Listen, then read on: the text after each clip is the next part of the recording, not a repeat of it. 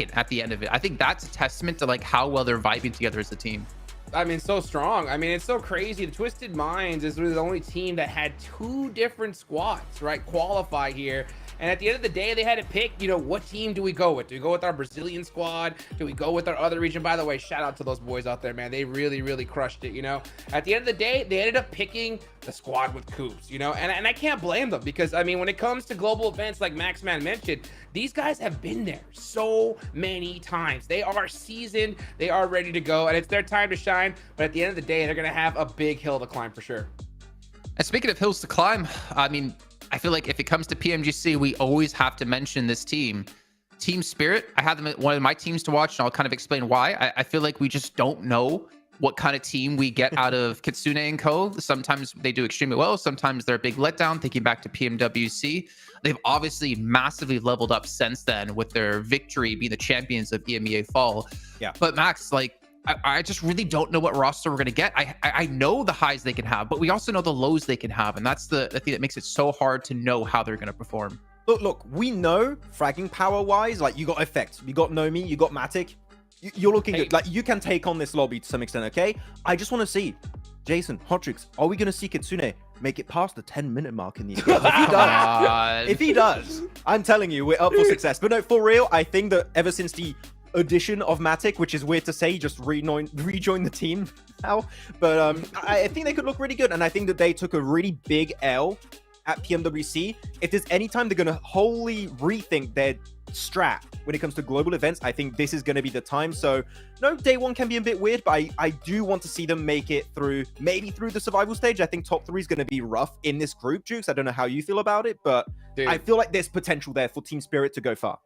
Let's put it this way, man. When I was at PMWC, I saw Kitsune like leave the game within 5 minutes all day long, right? But at the end of the day, dude, I just would see him just with sunglasses on, soaking up some Saudi Arabian sun, you know? Like, you know, just having not a worry in the world. And that just shows confidence because he's like, you know what?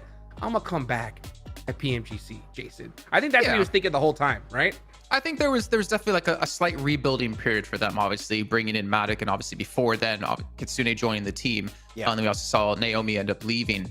I think they definitely have the potential, and again, Kitsune, I think he's I don't know, I feel like he's like definitely one of the smartest in-game leaders. Like, I feel like he has a really good understanding of what his team can and can't do.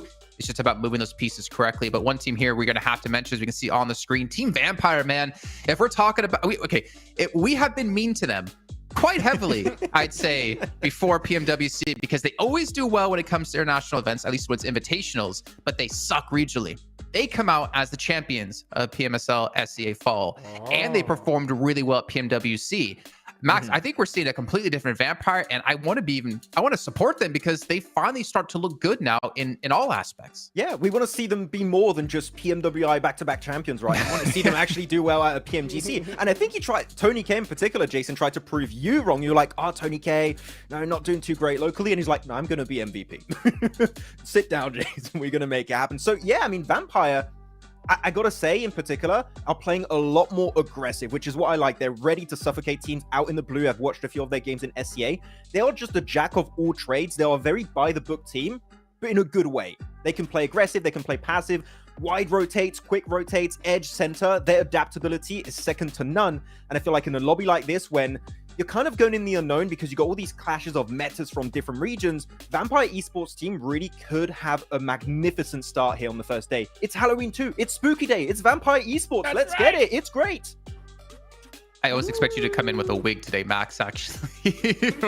Nothing can hide this hairline. Well, I didn't say that. But Hot Chicks, obviously, in your opinion, you know, what's the biggest ability a team should be able to have when you go from playing locally to global like this? We only have a minute left until we get into the first game, but adaptation for me is one of the big things that stands out. Yeah, for sure. I mean, the big thing when it comes to a tournament like this, especially off the rip, is, you know, these teams kind of coming together and having a good idea of where they're going to drop, right? That's going to be number one. So off the rip, we may see a hot drop or two. It's possible for a team that's just like, no, like, we're going to take this spot no matter what happens. So if you can avoid that situation, I think you're going to be in a really, really good position. Can we bring you over to talk to some teams in CSA? CSA, man, hot drop Picado every single time with Stalwart, which we will see obviously in a later group. But yeah, very good point. Hot drops, I think you definitely want to avoid those early on, though they might happen. But it is a 4-day event, right? So you do have the time and the ability to have some bad initial matches. But it looks like, ladies and gentlemen, we are right around the corner from kicking off the first match of Group Yellow, the PUBG Mobile Global Championship 2024. Going to be over on Sanhok and be brought to you by our two lovely casters of John Allen and Blake.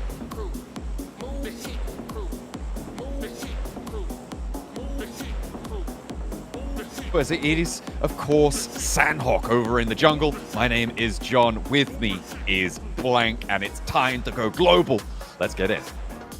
Let's get into this one right now, John. Straight over towards Sanhok. First game of the day here in Group Yellow. First day of the tournament as well, as we get teams out of our plane into the map. Always nice start with Sanhok here. Nice little bit of quick action to get us kicked off into the PMGC mood.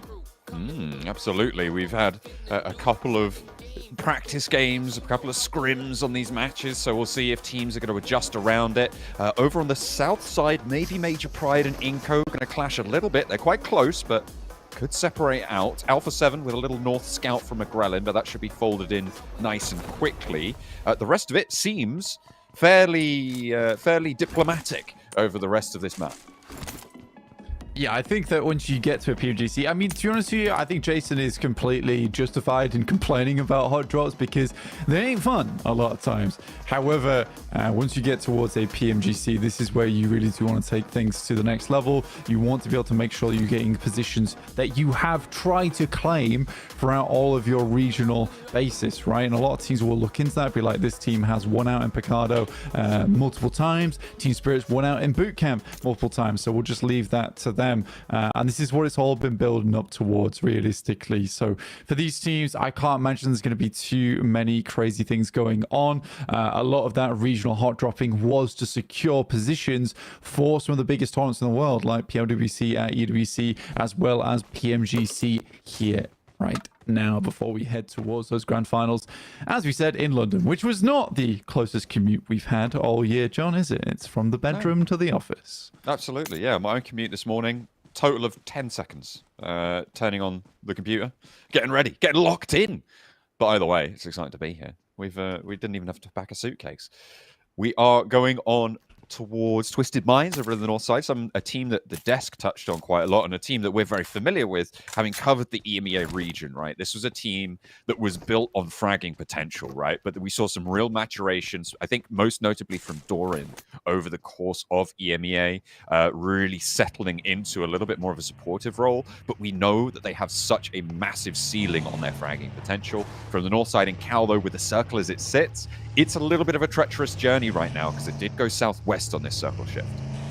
Yeah, I mean, for Twisted Minds, Doran used to be a little bit of a young whippersnapper, right? Biting at the heels of a lot of squads, but honestly, he's changed a lot since then. He was a crazy fragger back in the day, and still arguably is, but someone had to take that backline role, and I think that he started to pull that one up quite nicely, which is good to see. And it's something that Twisted Minds desperately needed, is someone to take a bit more of a defensive guardian role within the team, because they have so many strong players to put as that vanguard of the squad.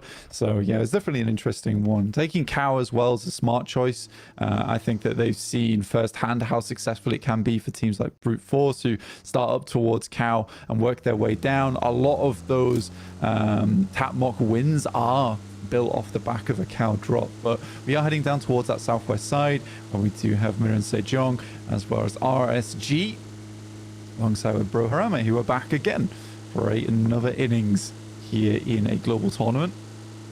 I was slightly worried about RSG guarding out Team Spirit. They did drop on the south of Boot Camp on that split around the area, the compounds around there, and they did grab quite a lot of loot. I was worried that they were going to guard Team Spirit, which in general has been their kryptonite on this Boot Camp rotation. Hang on a minute. Pause that. Inco rolling straight on into Major Pride, but two of them getting torn down, a third as well. NA's last hope? Nah, no hope, mate. Yeah, I'm not going to like that had to be one of the, I hate to say it, one of the worst crashes I have seen at a global stage in a long time. I don't know what the game plan was. I guess that it somewhat goes quite poorly, considering quite a few players were already on the outside preparing to leave themselves. So when that crash comes through, there's 4 angles already looking towards you. Yeah, a weird one. A very, very weird one. Inco dips out in the first 4 minutes of the match. Almost instantaneously. Dude. Yeah. That's not outlasting Kitsune is very sad. Well, this is the thing, though. I think people are hating on Kitsune right now. I think this guy does survive quite a while into a lot of our games, and he was definitely changing things up towards the end of EMEA 2. And I think Kitsune is becoming a bit more of a rock for that team, as opposed to trying to play the bird's eye view IGL they used to in the past, which is, a tactical death into grabbing yourself more position in the old commander's seat. That's a nice way of talking about questionable scouting decisions, but sure. Alpha 7 going to be the team that a lot of people are focused on right now. They have been trying to lead from the front, right? This is the team that came in, broke their curse over in Riyadh in the middle of the year for PMWC, and now they're looking to take the glory title here at the Global Championship. A team that really, really wants one of those top 3 spots, but they've got to prove it to us. The spot that they've got right now in the circle, pretty happy with it. They have got this compound under control. They're fairly clean into this circle as well. And they're pretty central, so it shouldn't be too much of a struggle for them to be getting in towards the top 7. Yeah, I think for Alpha 7, they're a strong team. They're a very, very strong team overall. I mean, everyone on that team is particularly good at the game. It was nice to see that they held on to McGrellin as well, because I think there were rumors that he would have been leaving after PMWC, however, stuck with the squad, and I mean, understandably so, after getting yourself a big dub over in Riyadh. Just escaping the spray downs there, but only by a sliver. Still, Loops will get through with 1. De Muerte still on the northeast side, with Loops trying to break through. You've got DX Xavier a little bit closer to that southwest side in Painan. So a little bit of a traffic jam developing on the west side of Quarry. So we do have our circle close soon. We're in Sejong playing a very, very passive playstyle over towards that western side, around Tambang, and no one really taking control of Ruins either is a curious one to me. I mean, even if you just want to take control of that plateau over towards the eastern side of it, not a bad position to play. It's slightly exposed, but there's plenty of hardcore around that area to keep yourself in shape. It's a curious one for BTR as well as Team Spirit, because they have really had absolutely no contest on their rotates downwards. Most people are more concerned about getting towards the center. The desk was talking about what makes for a good team coming into a global tournament like this, and they said adaptation, but there is a little bit more that can be said about that, because it's a question of understanding the playstyles from multiple regions. You can get caught off quite a lot if multiple regions play the same way in terms of taking a quick central approach as opposed to playing edge. But if everyone plays center and you're one of the few teams that likes to play over towards the edge side of the circle, you can have a huge amount of control and a lot amount of space to work with. So it's kind of looking slightly deeper than just adapting as the days go on, but having that first day impression, even just map 1 here on Sanhok, a bit like, right, there's a lot of central teams right now. We could probably get a lot done over towards that edge side of things.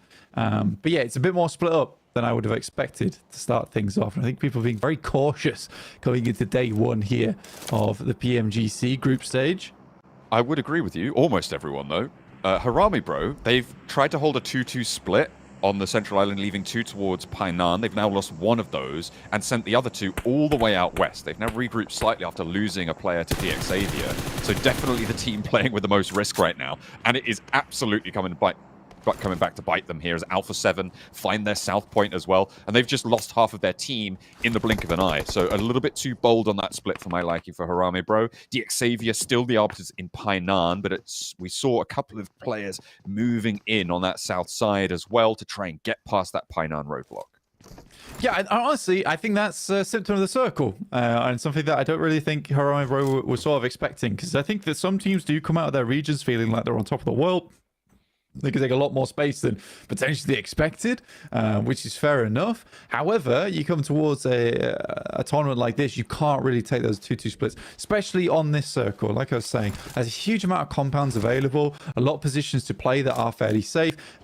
So for teams, it's not really a case of, oh, we're going to wait on the edge and we'll allow other teams to take 2 positions on the map. No. They're going to be sending straight towards some of these compounds to pick up positions for themselves, because it's one of the few circles that can hold this amount of teams early on in the game, which is certainly interesting to see. So I think Harame Bro just makes a slight mistake there, assuming they could take much more space than potentially they're allowed to.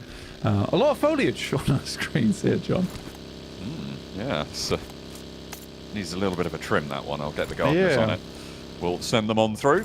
Vampire, they're going to try and cut their way through the dense undergrowth from the north side, out in the blue zone. Not too many players in contest for it, but they have to cross from that north island. Coming in late, maybe teams are a little bit less aware of it. I'm looking at the BTR crossing right now against Team Spirit's hold. I think that's going to be a little bit of a pop-off into stage 3, so we'll be keeping an eye on that. Zeus definitely could have an impact on that, as Zeus have just landed over towards boot camp and will be breaking their way down. So potential for a third-party engagement. I feel like Team Spirit could start to break out towards the southwest, leave from this compound and allow those 2 teams to face off against each other, pick up the pieces there on the north side.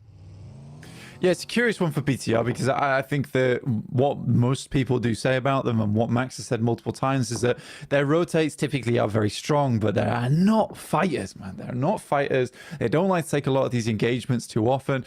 They much more play it by the book, a bit more calculated, pushing the glasses up the noses and looking for a more tactical approach here. But yeah, a lot of times from that position on that north side, you do need to sort of take some kind of contest with a team that plays Confluence. But we do head over towards Ruins, and I'm glad to see the Maroon Sejong do make that movement from that western side. They take up the lower ground in Ruins, as well as picking up some compounds up towards that south side. They could potentially regroup here. I probably would suggest it.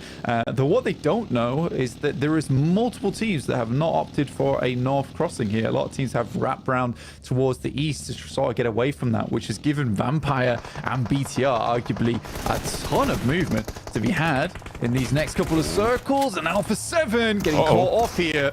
2 knocks already, and Horror going to absolutely capitalize on that opportunity. 2 players down from one of the strongest teams in the lobby. They are absolutely racking up those assists, symbiotic in nature, but there's a little bit of a bite back here from Alpha 7 up the hill as McGrellan tries to get those shots down towards Horror in response. Sky now holding down Solo. Spray down, looking to try and stop this flank from coming on through. You can see that Aura is split Alpha 7 with the remaining duo a little bit more together. McGrellan moving in, Revo on that flank angle. Doesn't have too much to play with here, but steps out wide, and that's a bad time. McGrellan able to put him down in the dirt, but there's a response yet again. Tries to go for a second, but Revo has his number, and Alpha 7 stay strong. Yeah, incredibly smart move there from Alpha 7. You love to see it. I mean, this is what makes them a championship team, right? Because in that situation, they get the high ground. They see they're all exposed out in the open. Instead of just sending off in the distance, they think to themselves, the vehicle's exploded. They're all near it. Got to be 2 at least low. So they quickly capitalize on 2 of those elims and then have the confidence to push back down the hill using that high ground advantage. Revo, even with the wide swing, trusting in his teammate McGrellan to pick up that elim over towards the left-hand side of that compound. So yeah, really, really well played, Alpha 7 there. Always making the best out of a bad situation is something you actually have to do, especially on Sanhok, where things can go south pretty quick. DXavier have been very controlling over this east side. First in Painan, they transition out to the west side. You can see they have this hilltop now almost fully under control. A little bit of an incursion happening from De Muerte, but that's fairly easily handled, it seems. Still, you got Foops, man, out in the off angle there, and Tresley down the hill for De Muerte. But DXavier, they are unfazed right now, moisturized, flourishing in their lane. Yeah, I think for DXavier, probably one of the most improved teams over multiple years. They used to be not a team that I was the massive fan of, and I'm not afraid to admit that either.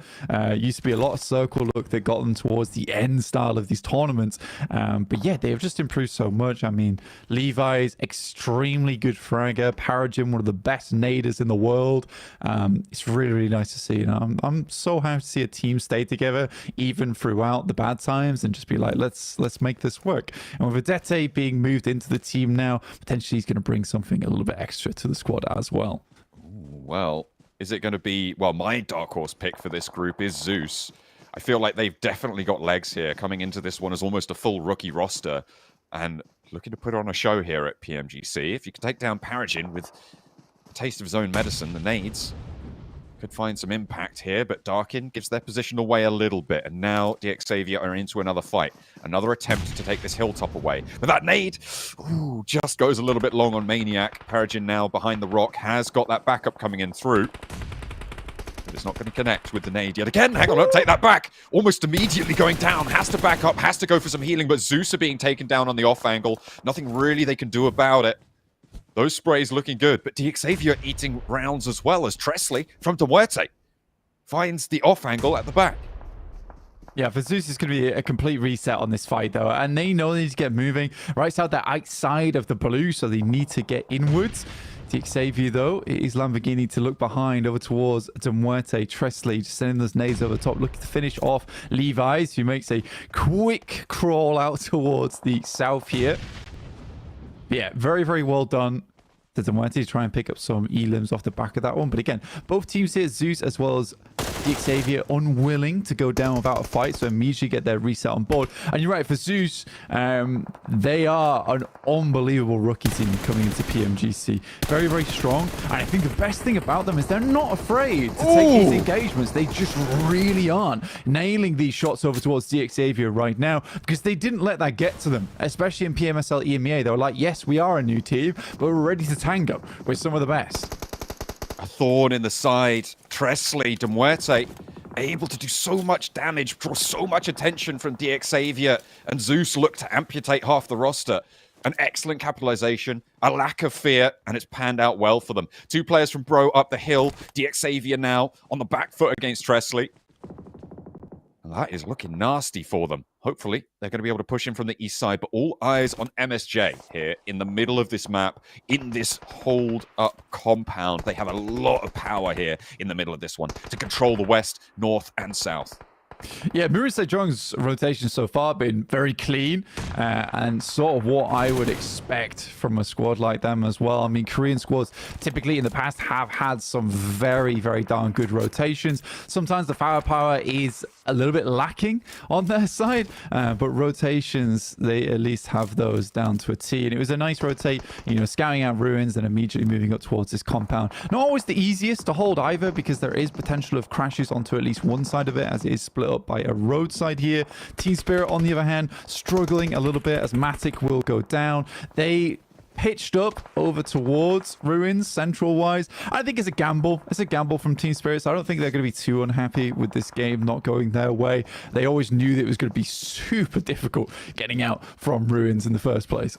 Hey, never count out a Team Spirit duo, right? That's something I've learned probably the hard way, as have other teams in the lobby. But RSJ, yeah, they've got them trapped. I feel like maybe this is an exception to that. But still, you never know. Could be something special. Unlikely, though, because there's the spray down onto effect. Now it's just the one player. Kitsune, last to stay alive for Team Spirit. Nice stuff. But either way, hey, Vampire? Where do they come from? Jumping out, maybe a little bit of respite for Kitsune, but he isn't only going to take one. Maybe GZ up into the fight here. The DBS for Kitsune. He folds back behind this cliff face, but is going to get pressured in by the blue zone. They will be able to heal up, and RSJ should just be able to take this fight in hand. Kitsune, you're done for. Yeah, I mean, he's able to get at least one knock there, but it's a pretty tall task for him. I think for Vampire, they've realized that, look, there's not much they could do over towards that western side. DRX had already done a bunch of damage towards them, so they just made the gamble on what they thought was a third party. It was actually just RSG cleaning up a weird circle. And for Major Pride, starting off the game with the 4 elims over towards Inco, they had a lot of movement to be had in terms of rotations, because one of their direct competitors went out early. DRX being spotted out there by Lord. DRX Twisted Minds, they're down. Getting 3 players back up is imperative for DRX on this western side. Major Pride, they're on 8 elims now, obviously, as you said, with those 4 early. So they're having a great time now. I feel like RSJ may be overcommitted to guarding out Team Spirit. Obviously, it's great to remove that pressure, but now they've got a really tough transition ahead of them. Yeah, RSG, I mean, from that north side, they did well, but I don't think that they capitalized too quickly on getting rid of Team Spirit. I think at that point, you need to wrap down towards the eastern side, try and clear out Bro Harame. I think at that moment where Vampire goes in, it sort of puts their situation in a little bit of turmoil, right? I think there's panic coming through from at that point in time. So there was a clear path of how to deal with Bro Harame. They were just not quick enough as DRX. Similarly, with some speedy maneuvers over towards this side of the map, but it really is the last-ditch attempt from them. Nade goes along, so as will live, but that's just for the time being as Major Pride racks up 9 elims in this match. Ooh, yeah, very hotly contested rotate there for DRX. They try and make a bit of a mad one, but it's not going to work out. Top 4 now as Major Pride up to 9 eliminations, looking to put up the double digits on the cards. From the south side, AZ moving forwards, I think a really important move that they've made there. They're playing 3-1, a bold forward push, but they know where these threats are on this north side. They know that MSJ are holding down this northwest edge. Yeah. They can take this risk. I mean, for AZ, it's an important position to take, and we talked about this multiple times in the past as well, John, where you have a position like this compound down towards the southeast side. It's a little bit far from the center of the circle, so you want at least an outpost to feed information back to the team. Less about getting knocks and elims, though it's nice if he's able to pick them up, but more about passing that information back to a team that is a little bit out of the picture right now. At this point in time, they can start moving up towards those compounds down over towards the western side, but they're likely not wanting to give up too much of this high ground that sits towards the south on top of these buildings to get maybe a couple of more elims. Now, the big test is here for Mirin Sejong versus Bro Harame. It's a game where they've made good rotates, but can they take this through all the way to the end? Nice nade onto the backlines there. Slows the roll of Harame Bro. But they've already taken a little bit of a hefty hit. 2 players, well, 1 player fully down. Hoxie as well. A little bit low. Needs to get rezzed here. Major Pride will deal with Harame Bro in the meantime. There's 5 eliminations for them, but they are out. So 2 teams remain, and one of them trapped on the hilltop here. And immediately Major Pride going to move into control. This is a really great start to this tournament for Major Pride. They're up to 12 elims. They're looking for 15 with the 3 remaining on the map. But there's a nade over towards AZ, so the forward position a little bit weakened. However, the backup is already there. They're flowing across these hillsides. Nice maneuvers coming on through from Major Pride. Element tricks. A nade over towards Jae-Suk, but he stays alive behind the rock. Yeah, I think the difficulty right now for Mirin Sejong is just utility. The amount of elims that Major Pride's been able to pick up, their utility is looking very strong. Final looking for potentially a nade over towards Elementrix. They know his position. He's being pushed by the blue now. We'll have to sit in an awkward spot, starts to crouch upwards. Have they spotted this? I don't think so. Elementrix's left flank covered by his team, but the right flank not so happy. Major Pride lose a forward push player. They have managed to get their other player at the back lines back up, but they'll need to go on through and save this one from going down. Becca low. Evo Station will not be tagged by that nade though, and that is going to give them a little bit more confidence on that flank. However, they've trapped themselves. They've moved up, and all of a sudden, it's topsy-turvy. MSJ have a real chance here. Mirin Sejong need that 4 point to work, but it just doesn't go their way. Final blocked by his teammate there on the shotgun shells, and it will be the rally over the top for Major Pride. Jae-Suk cannot handle the heat, and it's Major Pride to kick us off with the first chicken dinner.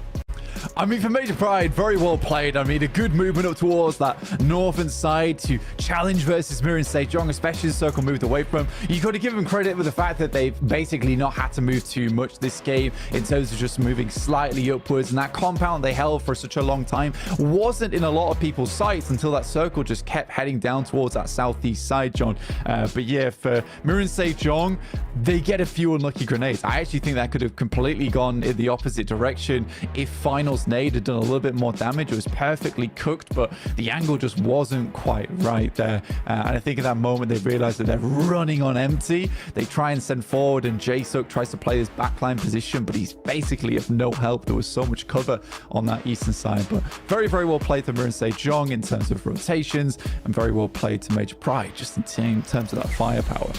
Yeah, I really liked some of the maneuvers that were happening in that game. I think we're in for a treat here for Group Yellow.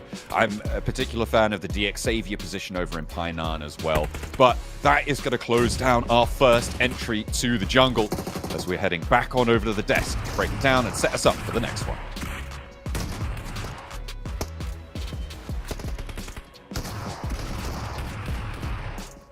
Well, the unexpected start is one way I'll talk about this match. Major Pride coming out with the first chicken dinner here of Group Yellow in the first day of the PUBG Mobile Global Championships league stage. Max, man, I gotta throw it straight to you. This, to me, was so damn unexpected because in CSA, Major Pride were a very big letdown when it came to the league stage. They came through 5th place in the finals, but for them to pull off this many eliminations as well here in match 1, day 1, that I think is a testament to how much they've been really focusing and improving in the offstage. Man, Becca also got 8 eliminations here. I mean, Jason, you were talking about it during the game too. Normally, they are a very big fan of these splits late game that kind of caused their demise at the end. Man, they stuck together so well. And of course, they had a little bit of circle luck, but they were just not overstepping their position whatsoever. They were lasering down teams that were trying to get relatively close to their spot. And I talked about it with you, Hodrix, at the end there too. The way they swarmed all the individual players of MSJ one by one without taking too big a risk really is what put the nail in the coffin of this game. So, man, I'm sold. Like, Major Pride, more of this, please. Let's go. Let's go. Take advantage of it. It's Sanhok. I mean, Sanhok, you never know what's going to happen. And if you get that opportunity, you got to take it. And they did. I mean, they land there on the south side near Camp Charlie. The zone goes in their direction, and they just hold off the fire. I mean, 8 eliminations from Becca off the rip. You couldn't ask for a better start here, Jason. And for a team, I mean, we were watching and I was saying like, oh, Major Pride, don't tell me they're just doing the play for late game, play passive the whole time. Then I looked at their limbs and they're sitting there on like 8 limbs at the time. And I'm like, but how? What the hell? Like, is this a completely different team? Like, this team is completely changed from what we saw in CSA. And I'm not going to say it's necessarily fully changed, but this is not the Major Pride that we saw when it came to the league stage of CSA, and you have to give them credit. Like, we know how much they love playing on the high ground, Max, especially with Becca there. They use that time and time again when it came to the PMSL, and to see it work out for them here is a very assuring sight. But if you were to say to me, you know, when we woke up today, hey Jason, first match you're gonna have DRX, Major Pride, Harame, and Miran Sejong as our top 4, I would have said shut up. Like, there's no way. This is I think such an interesting start to this group. And now I know it is Sanhok, I will say, but man, I'm hyped for what Group Yellow has to offer. Yeah, I feel like the fact that underdog teams have performed in the first game, when we call it the group of death, because you got your Alpha 7s, you got your Vampires, all those big squads, right? It is already setting up a really good... Your Incos, who died right away. I was just about to say, but actually, talking about Major Pride, I don't remember, which team did they take that down first? Which squad was it? I don't know. I just saw it happen, and a tear shed so slow. Yeah. A tear just went down so slow whenever I saw Eco on the push, of course, towards Major Pride. I mean, let's be real. If they would have won that fight, maybe they win the game. You know what I'm saying? It was in the, like, game-winning area. So, like, definitely it could have, but it didn't. What do you have to say about it? No, okay, no. But it didn't. Yeah, it was tough. But let's maybe go into this, Max, as you point out while we're watching. Car usage late game on Sanhok, Miran Sejong. You wanted to talk about that. Yeah, it's rare. Normally you see a lot of people when you get towards the late section of the mid game saying, okay, let's just give up on the cars. We're going to do the rest by foot. But like Miran Sejong, without cars, they don't make it up that hill. They can't contest Harame Bro in the way they did at the late game without cars. And I'm not 100% sure, but I think they even took a knocked player, put him into the car, rolled him uphill, and then rezzed him. I'm not sure if I imagined that, but if that was the case, that was a great usage of the car to speed up that entire rotation. So, man, cars can be clutch in these scenarios. So, good usage from MSJ. Looking at the rest of the standings here, Hot Chooks, Inco going to be 16th with 0 points, BTR with 0 points. Team Spirit, I mean, we saw them holding such an awkward position where they were on the low ground compared to Reagan's Gaming, and then they really didn't have any bouncing off point from there. Going into Ruins, yeah, I think that Jukes, going in Ruins, it's great to hold it off as like the defensive position when you have to leave into a team that's playing the high ground like RSG. It's always going to be a tough time, man. Yeah, that's why we saw Miran Sejong leave Ruins, right? I mean, as soon as they realized the zone was going to go ahead and just, you know, southern up just a little bit more, they took off from it, and then Team Spirit took it. Yeah, I mean, Ruins is great if the zone does land there, but if it strays away from it, trying to get out of there is so difficult, like you mentioned, and that's why we saw them struggle. One thing, though, Jason, I got to look at, though, is Twisted Minds, right? They had that beautiful botate, and they got to a good position, but they weren't really able to capitalize off it, right? Yeah, they were able to avoid a lot of the fights on that Northwest Island. Like we saw with BTR, they were holding back Vampire Esports, or we're looking to see if they wanted to gatekeep them. They avoid everything, but they didn't really get much off of that after the decent position that they were able to actually get to. So a little bit disappointed in terms of like how the rotation ended with their result, but I feel like, at least for me, Max, it's a good sign that they're being very aware about where the clear and smooth rotational paths are going to be. Yeah, with their drop and how the circle was going, I think that it's a good option. Unfortunately, when you bote, there's always going to be one issue, which is lack of information. So that's something you really can't negate when you're doing a botation. So it was tough, didn't quite work out, but it shows that they are adapting to the lobby. Though, man, talking about Becca again, we talked about their position in this game, right, Hodrix? But playing the rooftop, as long as Becca actually did, not only enabled him to set up his team for success to get stronger positions, but it enabled him to like just pop off, get 8 eliminations, over 1,000 damage. Rooftops in the late game, if you don't have off angles that can threaten your spot, are so impactful. So good on Becca to use that spot as long as he actually could. Dude, I mean, they played that perfectly. I mean, let's be real. I mean, if you're a name that's, you know, not really expected to perform, you know, like in that first place position, you know, you got to be able to pull something out special, and they did.